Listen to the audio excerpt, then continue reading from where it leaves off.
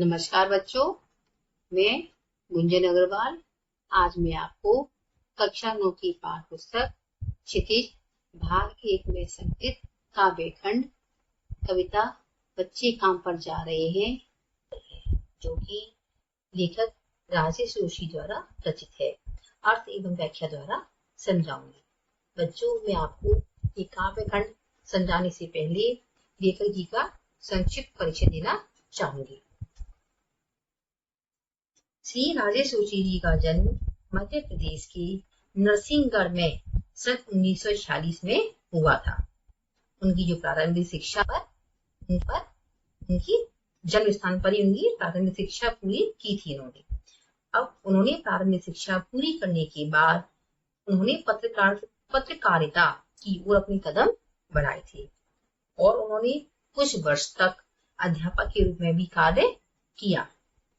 उनकी कविताओं में हमें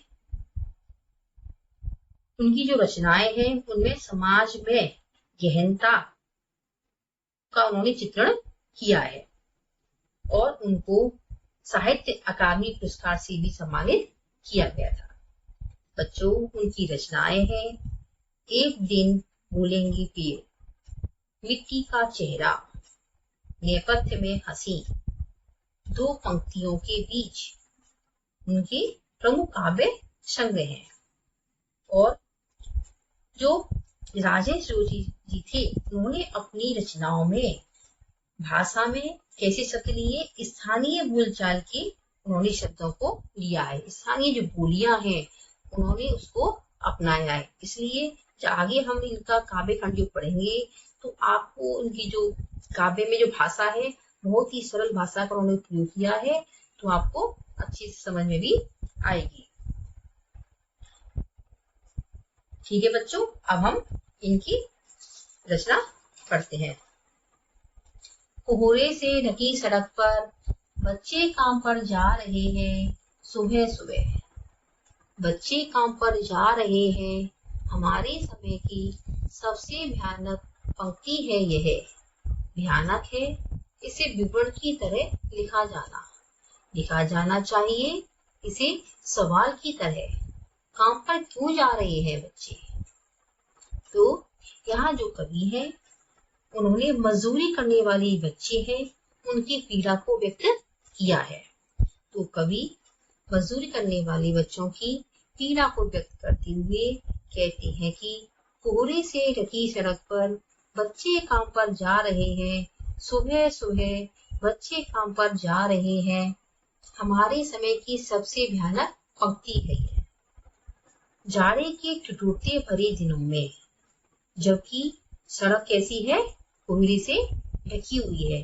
ऐसी सर्दी में जब बच्चों को अपने घर में रजाइयों में कंबलों में दुबक के आराम से सोना चाहिए, ऐसे समय में बच्चे सड़क पर काम की तलाश में जा रहे हैं। तो कवि कहते हैं कि बच्चे काम पर जा रहे हैं, हमारे समय की सबसे भयानक पंक्ति है। अब ये जो बच्चे जा रहे हैं वो हमारे समय की सबसे भयानक क्यों कहा है कवि ने?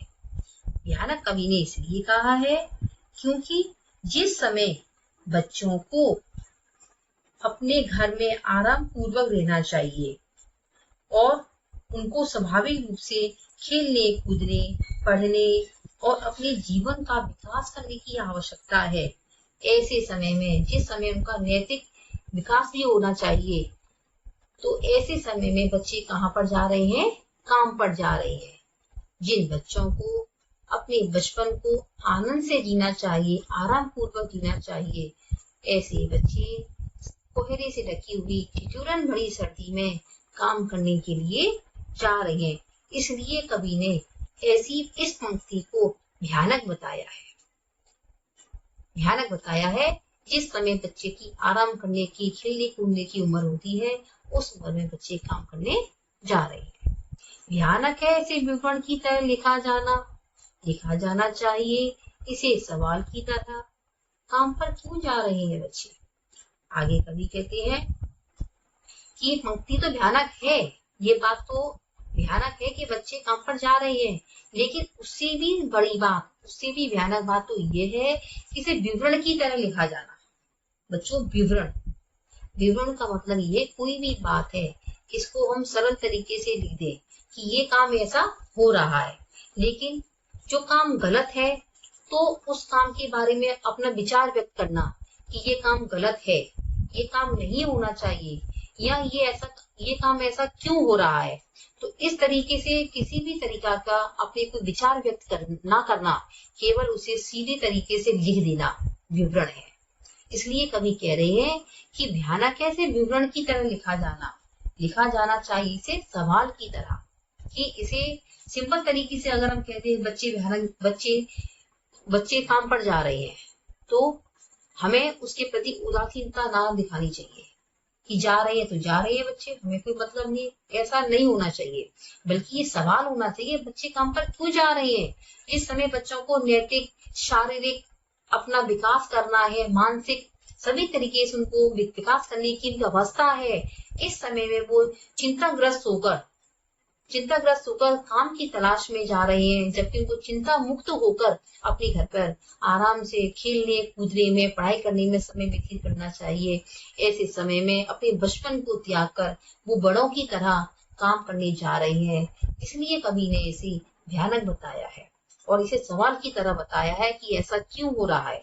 तो यहाँ कवि समाज में जो व्याप्त विसंगति है, जो आर्थिक विषमताएं हैं, उसको भी यहाँ कवि दर्शा रहे हैं कि हमारे यहाँ बच्चों का जो भविष्य है किस ओर जा रहा है। अगर ये बच्चे इस उम्र में पढ़ेंगे लिखेंगे नहीं तो उनका सुनहरा भविष्य कैसे बनेगा, क्योंकि जो बच्चे हैं वही आगे समाज का भविष्य बनते हैं। तो इस तरह बच्चों के काम पर जाने से हमारा जो भविष्य है वह भी अंधकार की ओर जा रहा है। तो यहाँ कवि एक सवाल प्रस्तुत करते हुए यहाँ कवि ने सामाजिक व्यवस्था की ओर सवाल किया है कि ऐसी आर्थिक विषमता क्यों है, बच्चे काम पर क्यों जा रहे हैं। आगे कवि कहते हैं, क्या अंतरिक्ष में गिर गई है सारी गेंदें, क्या दीमकों ने खा लिया है सारी रंग बिरंगी किताबों को, क्या काले पहाड़ के नीचे दब गए हैं सारे खिलौने, क्या किसी भूकंप में ढह गई हैं सारी मदरसों की इमारतें, क्या सारी मैदान, सारे बगीचे और घरों के आंगन खत्म हो गए हैं एकाएक अचानक, एकदम से कोई काम का हो जाना। अब आगे कवि कहते हैं, अब यहाँ जो कवि है वो कहते हैं कि बच्चों का मानसिक शारीरिक विकास करने वाली सारी चीजें क्या लुप्त हो गई हैं, इसलिए बच्चे खेलने कूदने की बजाय, पढ़ने लिखने की बजाय काम पर जा रहे हैं। तो इसी बात को व्यंग में कहते हुए कवि कहते हैं, क्या अंतरिक्ष में गिर गई हैं सारी गेंदें, क्या जो बच्चों के खेलने की सारी जो गेंदें हैं वो सारी अंतरिक्ष में चली गई हैं, इसलिए बच्चे गेंद नहीं खेल रहे हैं, क्या दीमकों ने खा लिया है सारी रंग बिरंगी किताबों को, क्या जो सारी रंग बिरंगी किताबें होती है तरह तरह की, तो इन किताबों से बच्चे नहीं पढ़ रहे हैं बल्कि काम करने जा रहे हैं, तो क्या सारी किताबों को दीमकों ने खा लिया है, इसलिए बच्चे किताबों को छोड़कर काम करने जा रहे हैं। आगे कवि कहते हैं, क्या काले पहाड़ के नीचे दब गए हैं सारे खिलौने, क्या किसी भूकंप में ढह गई है सारी मदरसों की इमारतें, क्या सारी जो खिलौने हैं, ये जो उम्र है बच्चों के खिलौनों से खेलने की है, तो क्या सारे खिलौने काले पहाड़ के नीचे दब गए हैं, इसलिए बच्चे खिलौनों से खेलते दिखाई नहीं दे रहे हैं, क्या किसी भूकंप में ढह गई है सारी मदरसों की इमारतें, अर्थात कोई भूकंप आ गया है जिसके कारण जो मदरसों बच्चों पढ़ने लिखने का स्थान अर्थात विद्यालय, जहाँ पहले मदरसों में जो मुमनस बच्चे हैं वो पढ़ने जाया करते थे, तो उनके जो विद्यालय हुआ करते थे उनको मदरसों कहते थे। तो यहाँ कुल मिलाकर जो कवि का जो मतलब है विद्यालय से है। तो कवि कहते हैं पाठशाला जहाँ बच्चे पढ़ने जाते हैं वहां से है। तो कवि कह रहे हैं क्या सारी जो पाठशालाएं हैं जब भूकंप आता है तो इमारतों को गिरा देता है, तो इसलिए कवि ने भूकंप का नाम लिया है।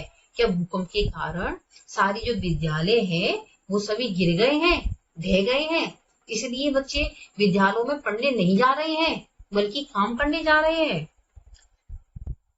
क्या सारे मैदान, सारे बगीचे और घरों के आंगन खत्म हो गए हैं एकाएक?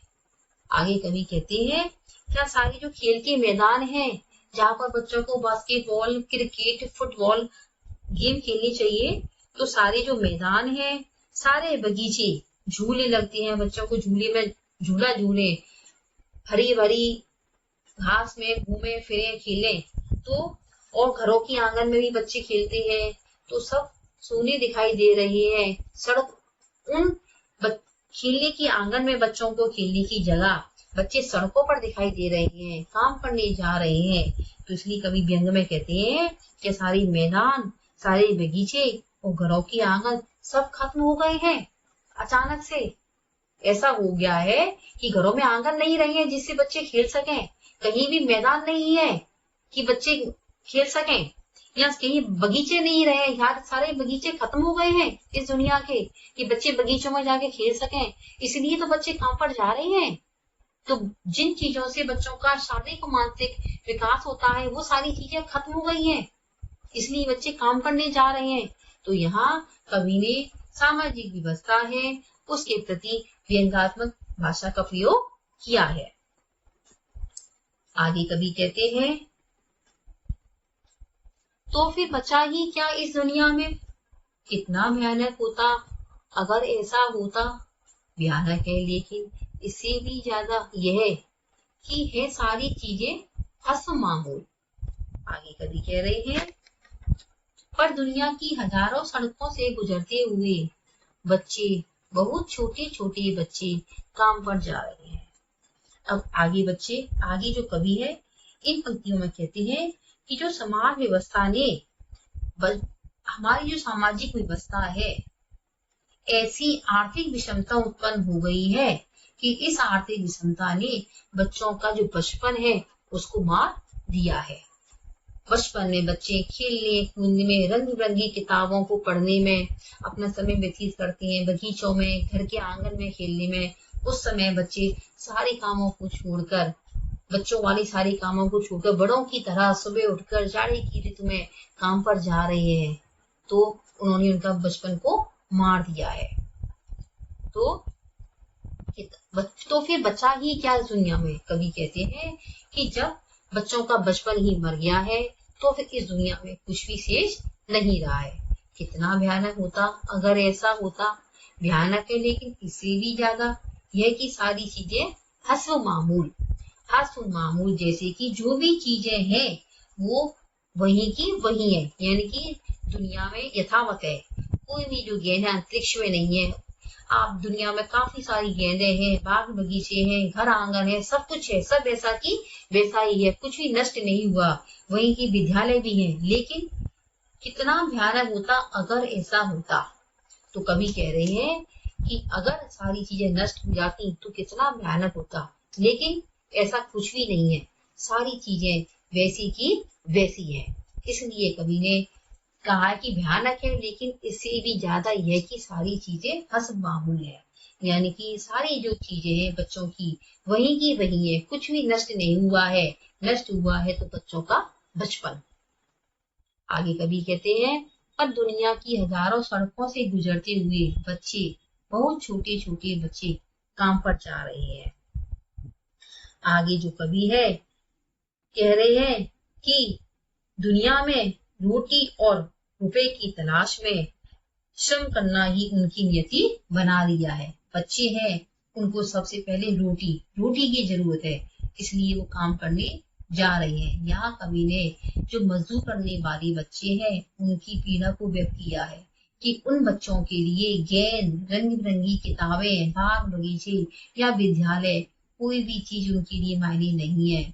मायने है तो उनके लिए रोटी, सिर्फ रोटी के लिए ही बच्चे सड़कों पे हजारों सड़कों पर बच्चे काम करने के लिए जा रहे हैं।